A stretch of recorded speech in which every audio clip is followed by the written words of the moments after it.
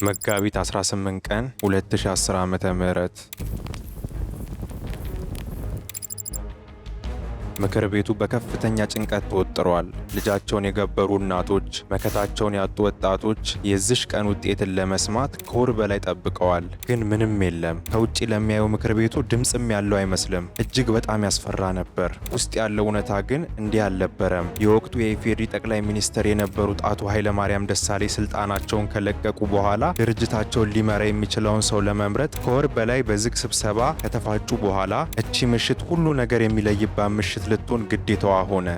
ሰዓትን እየተካ ከምሽቱ 4:45 ላይ ሁሉ ነገር ፍጹም ከቁጥጥር ውጪ ሆነ። የለውጡን ኃይል እየመሩ እዚህ ያደረሱት ሰዎች ላይ ከፍተኛ ዘለፋ፣ ቁጣ ባናቱ ይወርድ ጀመረ። ታዲያ ይህን ሁሉ ትርምስ የታዘበው አንድ ጎልማሳ ስብሰባው መሃል ትዕይንቱን እየታዘበ በመሃል አንዲት ወረቀት ላይ የሆነ ጽሑፍ ይጭር ነበር። በዚህ ሁኔታ ግራ የተጋባው የወቅቱ የደቡብ ክልል ርዕሰ መስተዳድር የነበረው አቶ ደሴ ዳልኬ ያንን ጎልማሳ ምን እያደረገ እንደሆነ ታዝቦ ይጠይቀዋል። ጎልማሳውም ምጡን ትቼ ልጁ ላይ ያተኮርኩ ነው ሲል መለሰለት። ያ ጎልማሳ የምክር ቤቱን ትርምስ ከታዘበ በኋላ እንደሚመረጥ እርግጠኛ ሆኖ ሲመረጥ የሚያደርገውን ንግግር እየጻፈ ነበር። ልክ ከሌሊቱ 5:20 ሲሆን ከወር በላይ ንፋስ አላስገባም ብሎ የተቆለፈው ያ ምክር ቤት አንድ ሰበር ይዞ ብቅ አለ።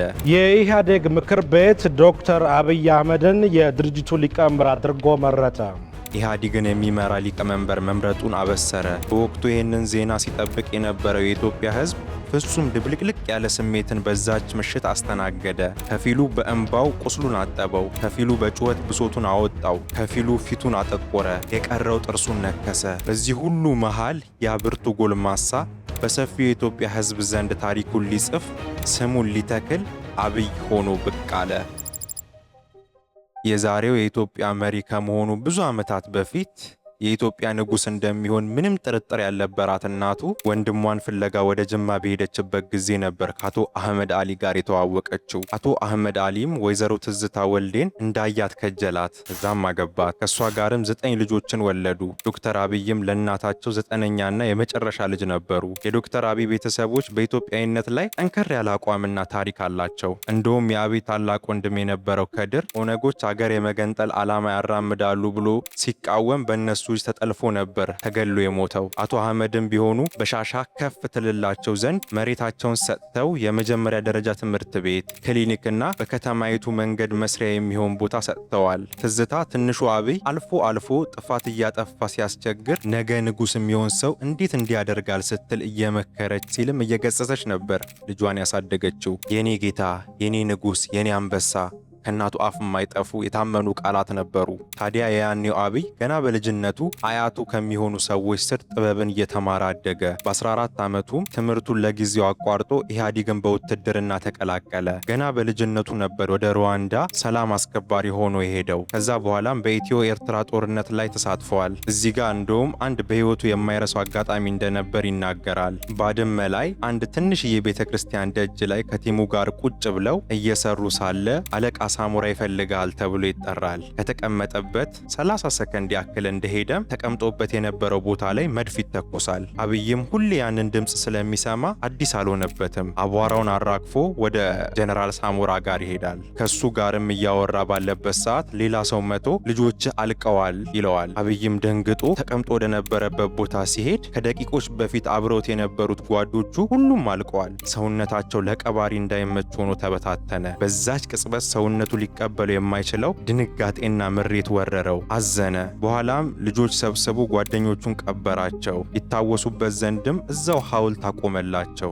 እንዲህ ያለ ጥንካሬውን ገና በለጋነቱ የተማረው አብይ ገና በወጣትነቱ የረባ ስልጣን እንኳን ሳይዝ ለበሻሻ ባለሀብቶችን አስተባብሮ በበሻሻ የመጀመሪያ የሆነውን የሁለተኛ ደረጃ ትምህርት ቤትን፣ በሻሻ ጤና ጣቢያንና ወደ 3 ኪሎ ሜትር የሚጠጋ መንገድ አሰርቷል። ለአጋሮም ቢሆን ዝም አላለም። ወጣቶች በሱስና በጥፋት እንዳይጠፉ በማሰብ የወጣቶች ማዕከልን፣ የኖክ ነዳጅ ማደያን፣ የአጋሮን አጠቃላይ ሆስፒታል አስገንብቷል። የዶክተር አብይ ስኬት ገና በአፍላ ዕድሜው ነበር የጀመረው። የአንድ መሪ ትክክለኛ ማንነቱ የሚፈተሸው ትልቅ ወንበር ላይ ብቻ ሲቀመጥ አይደለም። ከዛ በፊት የመራቸው ተቋሞች፣ የዘረጋው ሲስተም ታይቶ እንጂ። ዛሬ ላይ ዶክተር አብይ አህመድን በጠቅላይ ሚኒስተርነት የምናውቀው ህዝብ ከታላቁ ወንበር በፊት የነበረውን የቴክኖሎጂና የልማት አሻራውን ብዙም አናስተውለው ይሆናል። እንደ ኤሮፓያን አቆጣጠር በ2000ዎቹ አጋማሽ የወቅቱ ወጣት መኮንን አብይ አህመድ ደቡብ አፍሪካ እያለ አገሪቱን ከዘመናዊ የደህንነት ስጋት የሚጠብቅ አንድ ታላቅ ፕሮፖዛል ይቀርጻል። ይህ ፕሮፖዛል ነው ዛሬ የምናውቀውን የኢንፎርሜሽን መረብ ደህንነት አስተዳደር ወይም ኢንሳ የወለደው። አብይ የመጣበትን ተቋም ሁሉ እንደ አዲስ የማጽዳት፣ የቢሮ አካባቢን የማሳመር፣ ለአይነ ህሊና የሚመች አረንጓዴ ከባቢ መፍጠርና ተቋሙን በዘመናት መካከል ተሻጋሪ የማድረግ ልዩ ተሰጥኦ አለው። ኮተትና ቆሻሻ አይወድም፣ ስርዓትና ውበትን ሁሌም ያስቀድማል። በ2008 ዓመተ ምህረት የሳይንስና ቴክኖሎጂ መረጃ ማዕከል ዋና ዳይሬክተር ሆኖ ተሾመ። እዛም መስሪያ ቤት ውስጥ ለ1 ዓመት ብቻ ነበር የሰራው። ነገር ግን በዚያች በ1 ዓመት ውስጥ በኢትዮጵያ የቴክኖሎጂ ታሪክ የማይታመን ለውጥ አመጣ። ዛሬ በባንክ የአውቶሜሽን ሲስተም ላይ የምናየውን መዋቅር የዘረጋው፣ ዘመናዊ የካሜራ ሲስተሞችን ያስተዋወቀው በዚሁ ተቋም ውስጥ እያለ ነበር። ራዕዩ ግን ከዚህ የላቀ ነበር። በትረ ኢትዮጵያ የተሰኘ ንቅናቄ በመመስረት ወጣት ተማሪዎችን እስከ ፒኤችዲ ድረስ ወደ ውጭ አገር ልኮ በመሪነትና በሳይንስ አስተምሮ ነገ አገራቸውን እንዲገነቡ መሰረት ጥሏል። እሱ ራሱ በትራንስፎርሜሽናል ሊደርሺፕ እና በቢዝነስ አድሚኒስትሬሽን የማስተርስ ዲግሪውን፣ ከአዲስ አበባ ዩኒቨርሲቲ ደግሞ ሰላምና ደህንነት ጥናት የፒኤችዲ ዲግሪውን አግኝቷል። ጠቅላይ ሚኒስተር ከመሆኑ በፊት የክፍያ መንገዶች ኢንተርፕራይዝ የቦርድ አባል ሆኖ ዛሬ አገሪቱ በኩራት የምታሳየውን የአዲስ አበባ አዳማ ፈጣን መንገድ እንዲሰራ ያደረገው ይሄው ስራ ወዳድ ጎልማሳ ነበር። ከኦሮሚያ ክልል ተመርጦ የተወካዮች ምክር ቤት አባል፣ ቀጥሎም የኦሮሚያ ክልላዊ መንግስት ምክትል ፕሬዝዳንት በመሆን የፖለቲካ ማዕበሉን እየቀዘፈ መጣ። ሰተቴ፣ ርካብና መንበር የተሰኙ መጽሐፎቹን ጨምሮ 5 ታላላቅ መጽሐፍትን እየደረሰ በስተኋላ መደመር የተሰኘውን በፍልስፍናና በአይዲዮሎጂ መካከል የሚቀመጥ የመንግስት መመሪያ አድርጎ ያቀረበውን የራሱን አመራር ዘይቤ ወለደ። አብይ አህመድ ከስራ ባህሪው ባሻገር ልዩ የሚያደርገው ስብዕናው ነው። ዘር፣ ሃይማኖትና ስልጣንን ሳይለይ ሰውን ቅልል ብሎ የመቅረብ ልዩ ችሎታ አለው። ድካም አያውቀውም። የ24 ሰዓት ሰራተኛ ነው። ሌሊት ረጅም ስብሰባ አጠናቆ ፊቱ ላይ ግን አንዳች የድካም ምልክት ሳይታይ ሸሚዙን ሰብስቦ ከቀን ሰራተኞች ጋር ሲሰራ ማየት የተለመደ ነው። ለሰራተኞች የሚራራ፣ ሲታመሙ የሚጠይቅ፣ ድግሳቸውን በገንዘብ የሚደግፍና ሽማግሌ ሆኖ የሚያስታርቅ መሪ ነው። ነገር ግን ይሄ ሁሉ ስብዕናና ስኬት በቀላሉ የተገነባ አይደለም። በጣም ከፍተኛ በሆነ መከራና ዲሲፕሊን የመጣ እንጂ። ዶክተር አብይ በስራ ድርድር አያውቅም። ምክንያቱም የእርሱ የቀን ከሌት ህልሙ፣ የእያንዳንዱ ቀን ልፋቱ ኢትዮጵያን እንደሚገነባት ያምናል። በጣም የሚገርመው እንደዛ የሚወዳቸው እናቱ በሞቱ ማግስት እንኳን ያንን ከባድ ሐዘንና ስሜት ሙሉ በሙሉ በውስጡ ውጦ ምንም እንዳልተፈጠረ በመንፈስ ጥንካሬ ወደ አዲስ አበባ ተመለሰ። ለቀናት የተያዘለትን የፌዴራል ባለስልጣናት ስልጠና ያለ አንዳች መረበሽ ሰጥቶ አጠናቀቀ። ሞት ደጋግሞ ስቶት አልፏል። በመስቀል አደባባይ የተወረወረው ቦምብና ቅድም ከላይ የነገርኳቸው አጋጣሚ በህይወት ውስጥ በጣም ጥቂቶቹ ናቸው። ነገር ግን እሱ ያመነበትን ለመናገርና ለማድረግ ቅንጣት ታክል ፍርሃት የለበትም። አነስተኛ የስልጣን ማዕረግ ካላቸው ሰዎች ጋር እንደ እኩያ እየተሳሳቀና እየተጫወተ ሰው የሚሸት መሪ መሆኑን በተግባር አሳይቷል።